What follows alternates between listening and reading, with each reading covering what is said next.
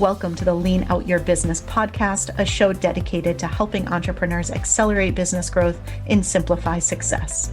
I'm your host, Krista Grasso, and I've been working with businesses for more than 2 decades to help them lean out and optimize what's working while eliminating anything that's not adding value. So if you are ready to get more time back in your day, more profit in your business, and to do business differently, growing and scaling on your terms, let's dive into today's episode.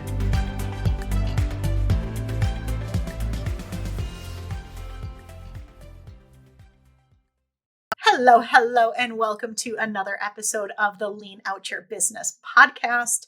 Today, we are going to be talking all about copywriting, and I am so excited to introduce you to Theresa. She helps entrepreneurs find clarity and market themselves online with confidence. She has been in business for more than a decade, and she creates powerful, high-converting websites, memorable brands, and she coaches business owners on how they can be more visible online. She wants every entrepreneur to rise and be the star of their own business because reality, big break isn't something that you wait for, it's something that you make and create. So be sure to check out Liz on Biz, which is her Forbes acclaimed podcast every Monday. And you can find an episode with me on it. And her podcast has fresh, inspiring, and often hilarious stories of running a business. Liz, welcome. I'm so excited that you're here. I know, me too. And I love hearing my bio. It makes me sound so interesting. I know whenever people read my bio, I'm like, is that really me they're talking about? Isn't it so great? Oh, wow. I'd like to meet that person. And it's me. Awesome. Yeah, I love Liz's podcast, and I was lucky enough to be a guest on her show. And through our conversation, I immediately knew that I wanted to bring her on and that you would just absolutely love what she has to share and her take on copywriting and how it can really help you to write good copy that sells, because that's ultimately our goal, right? It's all about conversions. We want to connect, we want to convert, and Liz is the master at all things copy. So that's what we're going to be diving into today. I love copy. Is that weird?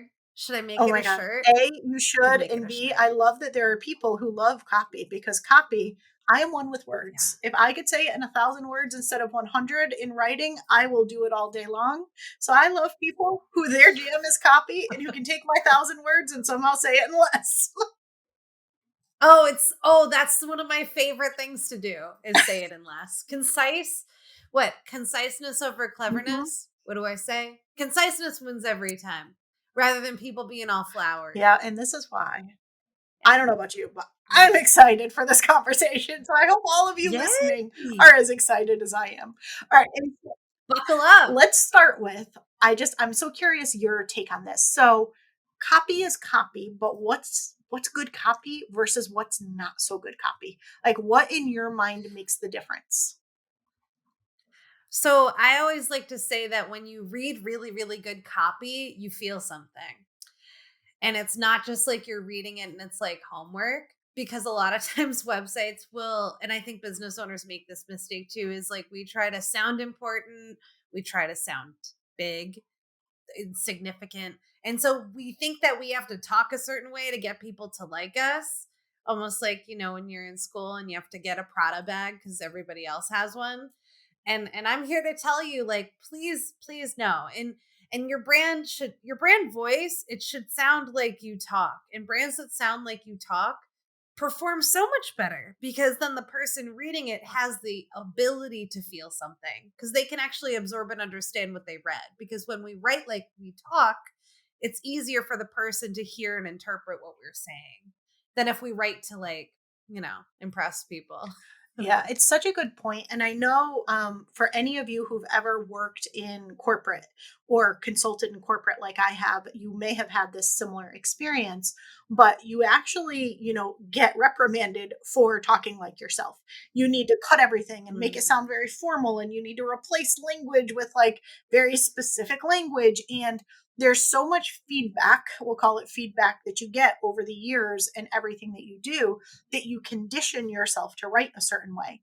And so when you have to then turn that off and try to write like you talk, it can feel really foreign sometimes to do that. It took me a long time to break myself of that, because how I talk is very, very different than an email that I might send out to everybody in a 30,000 employee company, right? Very different. And so I love that you shared that, because, and I don't think it's just people who've been in the corporate space. I think there's a lot of conditioning and feedback that we're given, that causes us to change the way that we speak in our writing. So I think that's such a great point.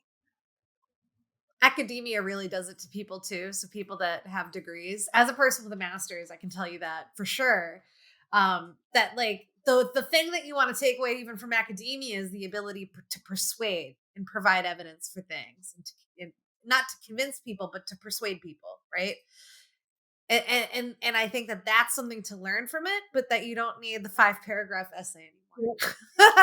And I love that. Yes, yes, yes to all of that.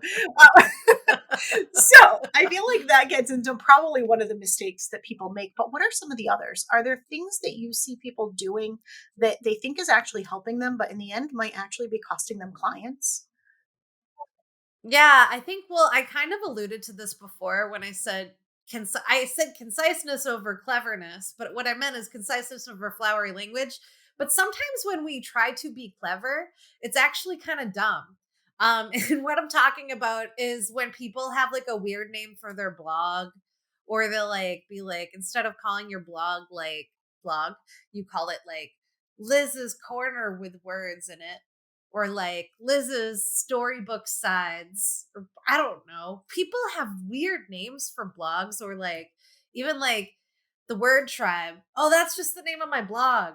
Okay. So stop. Just stop. You don't need to brand everything on your website. And if it's in a menu and it's called something weird, no one's going to know what it is. And this is to say menus is the other half of this thing with cleverness. You don't want to be clever in your navigation menu. So that's what I'm referring to when I say menu. So you want us, it should really be what it is: home, about, work with me or services, praise or testimonials, contact, or like the signature ones for most service provider based businesses. For e-commerce, your main menu.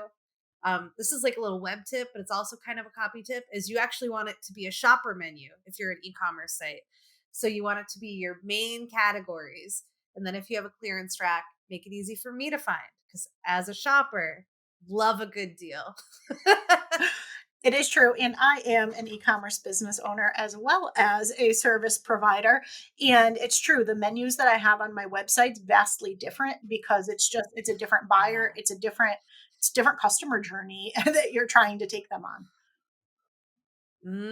Oh my gosh, that's such a good point. It is. It's a different journey, and copy too. It's so much thinking about the customer, and it's thinking about what is their journey like? How can I make it easy for them to get from point A to point B?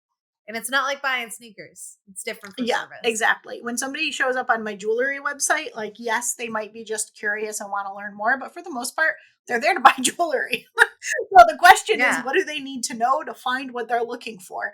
Very different than somebody who's coming to your website that may be coming for a lot of different reasons, but it might not be immediately to hire you, especially if you have higher ticket programs. It might be to learn more about you or Mm. immerse themselves more in your world or see if you're really the real deal. There's a lot of different things that are very different than I'm going to buy a necklace for my best friend because it's her birthday. Yes. It's like a smell test, and copy can help people know how you smell. And that way you get people that only like your stink, you know? All right, I love that. And that takes me so nicely into my next question, which is right. One of the things we always want to be doing is getting new leads. So, how do we leverage copy to turn somebody who maybe just found out about us into somebody who might actually be a qualified lead for working with us? Such a good question. So I have 2 tips on this one. One is make it very clear who you are, who you help, and the problem you solve, and do it everywhere you show up online. I'm talking every page of your website, And it's going to sound like you're like, Liz, come on, people get it. No, they're not you. I one time had a client who knew me for years. I made her a website and then later she's like, oh, I didn't know you do logos. Do you have any idea how that felt for me? Like I could have been like, oh my God, why are you so dumb? Because I did. I did say that to myself.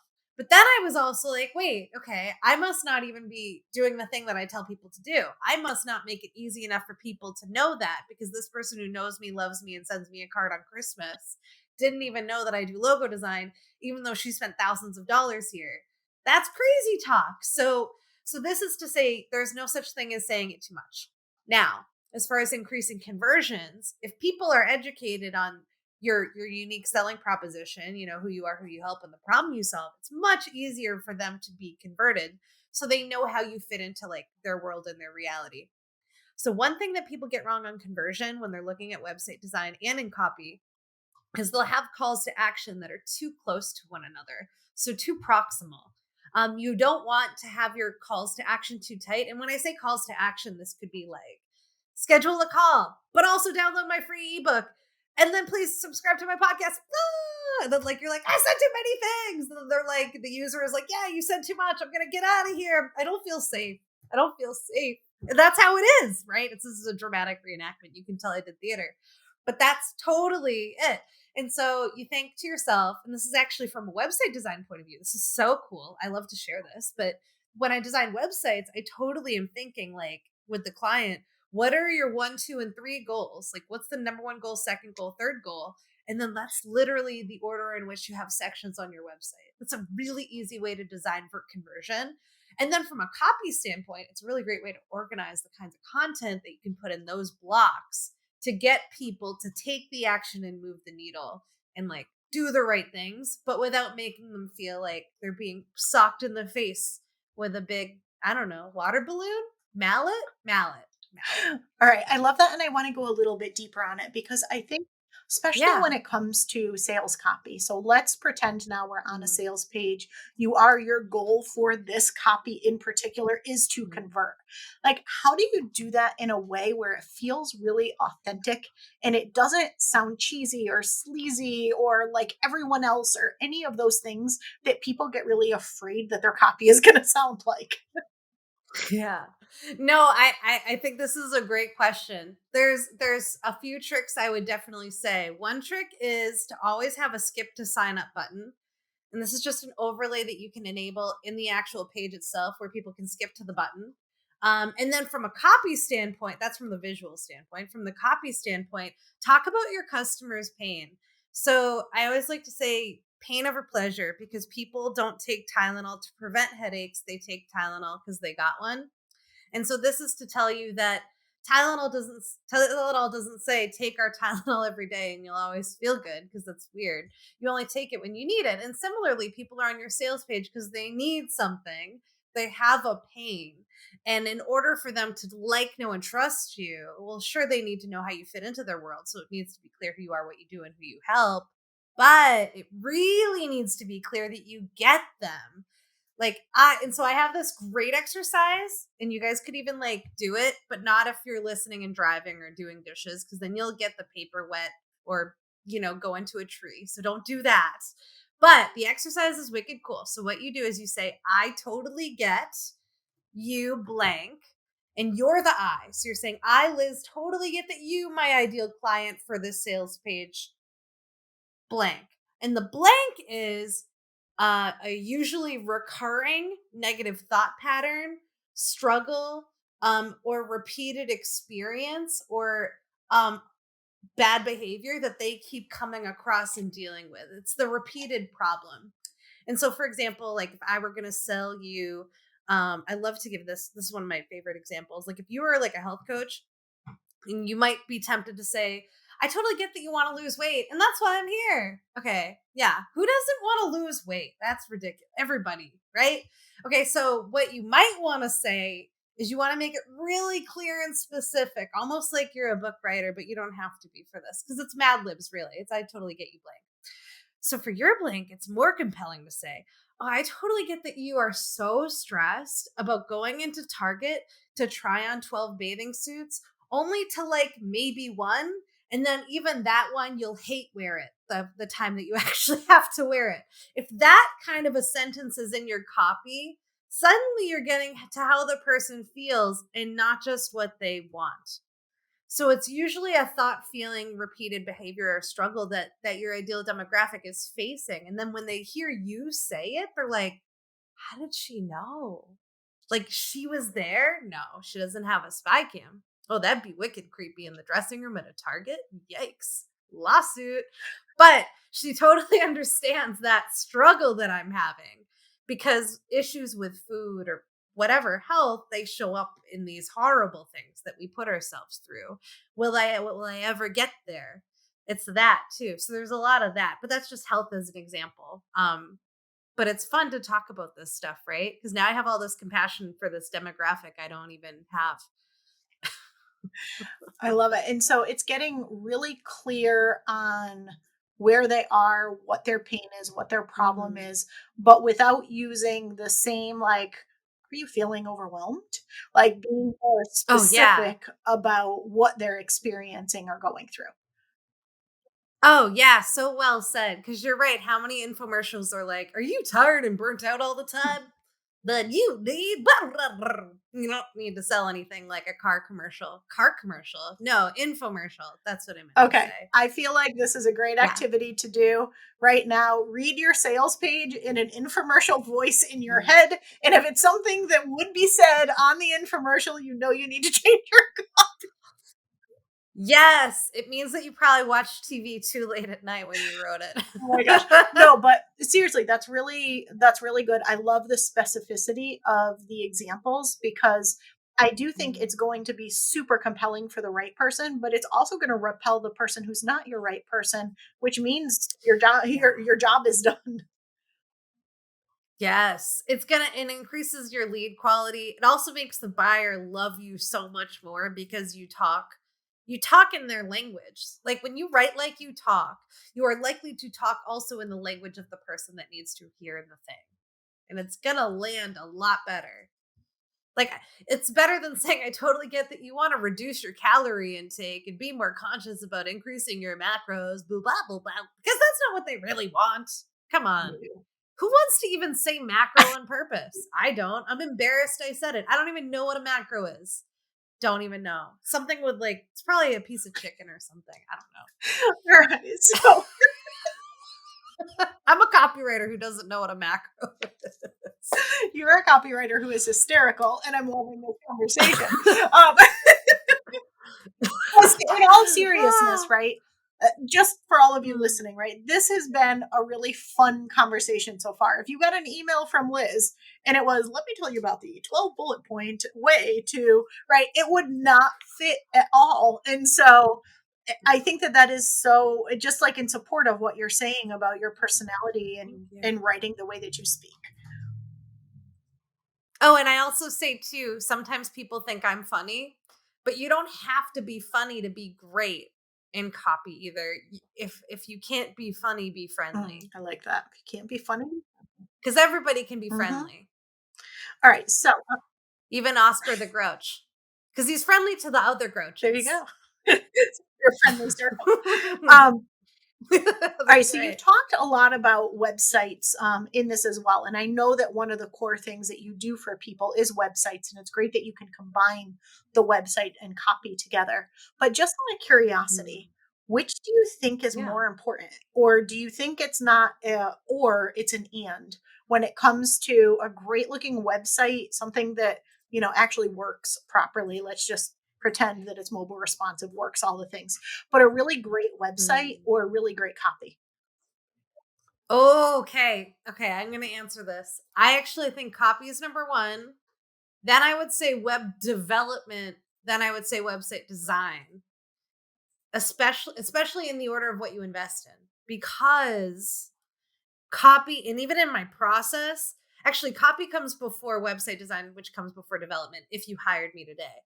But what I will tell you is that it's so much more important to have the right words and then have something that's functional than it is to have something that's beautiful, because even something minimalistic, which is like any Squarespace template, is a white background with the black outline button that everybody has. But like even something that minimal will function.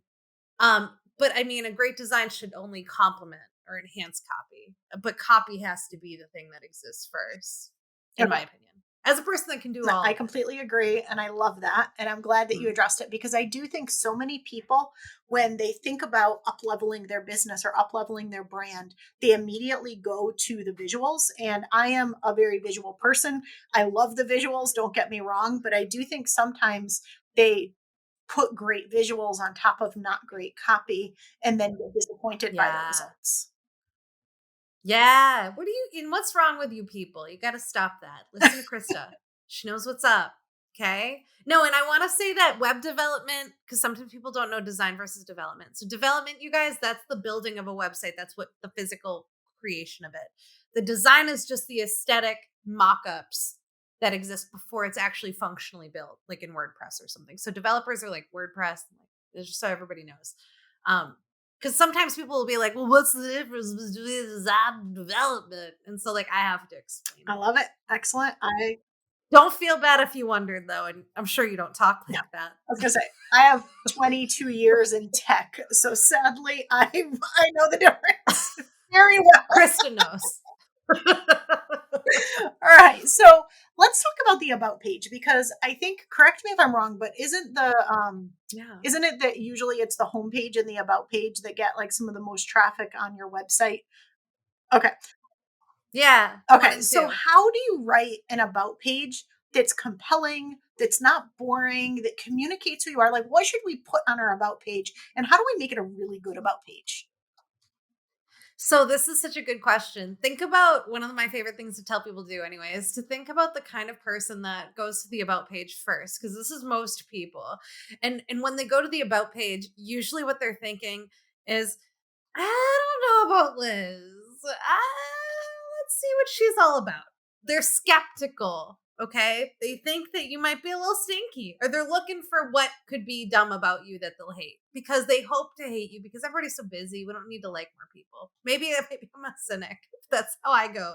That's my mindset when I'm on an about page. So that's why it's that when sometimes too, there's also, I think it's kind of an idiom now where people will be like, oh, your about page isn't about you. Everybody knows that. And then they leave the room and don't actually give you helpful information. But some people will say that too. And that's when the pendulum swings, I think, into extreme territory because your about page is about you, but it's also about the user, right?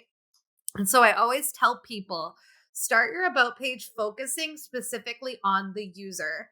And that's where you actually, when you think about, because we talked about the I totally get you exercise, that gets heavily implemented for me on my clients' about pages. And I use it there because if people are going there to see if they hate you, if we make them feel understood and safe, they're going to be more likely to like you. So when you're on a page like that, you want to talk about your client's experience, your ideal client's experience, life experience, how they're seeing life now. And so the I totally get you exercise can get you there. And then after you make them feel safe, then you say, and that's where I come in, da da da da. And then you give them the opportunity to like say, hey, well, that's what we do here, Liz Theresa. That's why I'm here. That's why there's a website. That's probably why you're here. And then, you have your spiel about why you're great and what you do. Then I usually at the bottom of about pages, I usually do have a professional bio. Just so like that's where you can really brag, and say like, "Oh, I went to Harvard and Yale at the same time." Or whatever it is you want to say on your page. Some of my clients that went to Ivy League, they don't stop talking about it. It's so weird. Just want to say that. You guys should talk about it a little less. Just put it on your about page, okay? Right? We get that you had to take out a loan. It was big. That's it. I love it. All right, so we've kind of dabbled in a little bit of all of the amazing stuff that you do, but tell us more about you. Like, how do Hmm. you work with clients? What do you do? What's coming up Yeah. next for you that you're excited about? Oh, yeah. Oh my God. I love talking about this. So I've been in business. It's going to be 12 years just about now. Actually, it's been 12 years in business. I've been making websites since I was a kid. I love what I do.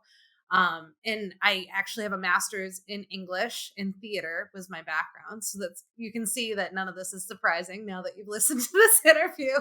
A lot of my clients are in service-based businesses. Usually coaches, experts, and authors are kind of my sweet spot, but I do have my beloved e-commerce clients that I just have fun increasing their conversion rate on their websites and increasing traffic by having really good copy that's written for people and not robots. And so that's what I'm all about from the copy side.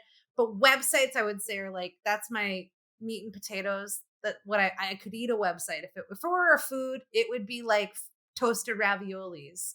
It would be so great. I love toasted ravioli, by the way.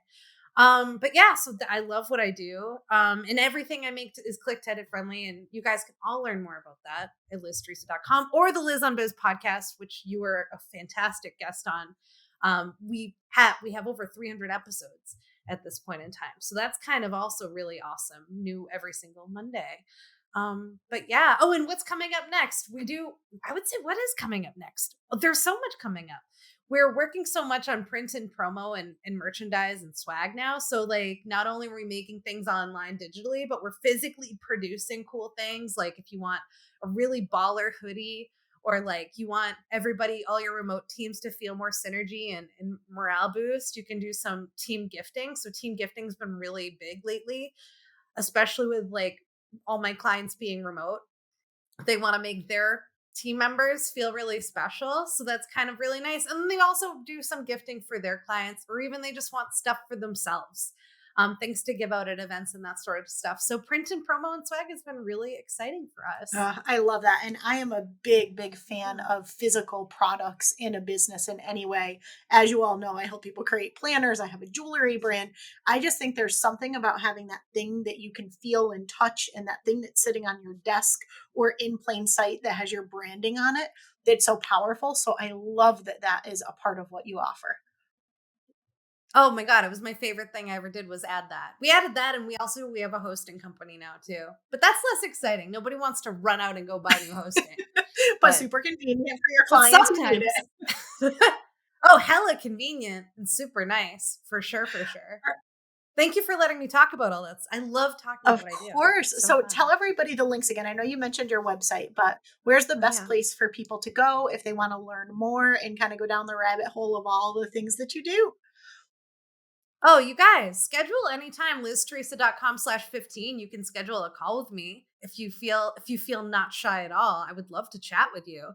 I also have a free copy class at freecopyvideo.com. And if you opt in there, it gives you like a crazy discount on my paid course. My paid course is thebomb.com. It is really awesome. And then Liz on Biz podcast, Liz on Biz, anywhere you get your podcast, at Liz Theresa everywhere, mostly Instagram, if I'm being honest. But yeah, I would love to chat with anybody. I love business. Excellent. All right. So I cannot wait to hear your answer to this question because I feel like it's going to be a little bit different. So I ask everybody Ooh, this, spicy. and that is, how do you Okay. work smarter, not harder, and keep things lean in your business? Ooh, saying no to certain things and especially certain people. So if it's not a screaming yes when somebody wants to work with me, I say no before hearts get broken and tears get shed. Brilliant. And I think that helps people stay lean, is if you can tap into your own intuition and your inner Liz, right? The Liz that lives inside all of us will always tell you what's right. Brilliant. Yes, I love it. And I think that anytime you want to be lean in business at all, it is all about saying no. It's you have to say no to the things that aren't right. So I love that you do that and that you do trust your intuition, because so often we can try to convince ourselves otherwise that we should do something that we know isn't really a good fit. Yes, All absolutely. right, final question, and then we're going to round this out. Any final tips that you Yeah. have for people if they're looking at their copy, they really want copy that's compelling, that's authentic, and that gets them the conversion results that they're looking for? What would be your top takeaways for them? I would say number one, read your own copy out loud. And you don't have to do it in the infomercial voice, although I would love to hear that. But what you want to do is, if you read it out loud, you'll notice spots where you trip as you're reading. And this is not because you're bad at reading things out loud. This means that the words are sick. And that's a spot I call them itchy spots. So that's an itchy spot that needs your attention and probably needs to be rewritten.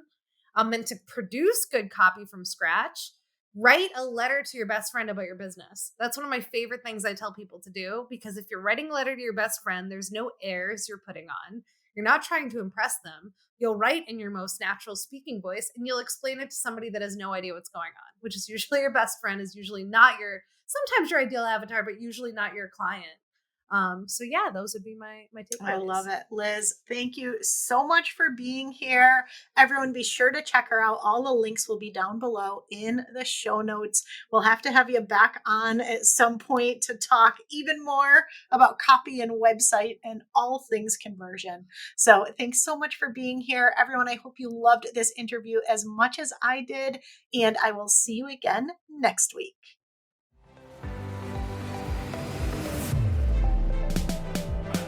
Thank you for joining me for another episode of the Lean Out Your Business podcast. I hope you got a lot of value and actionable insights from today's show, and would love if you take a moment to leave us a review. If you have any questions on today's episode or on how to lean out your business, join us over in our private Facebook community, where every week we do live training and Q&A, and I'd love to have you be part of the conversation. Head to leanoutmethod.com/group to join us. And before you go, be sure to subscribe to the show so you're the first to know when we release a new episode. We'll see you next week.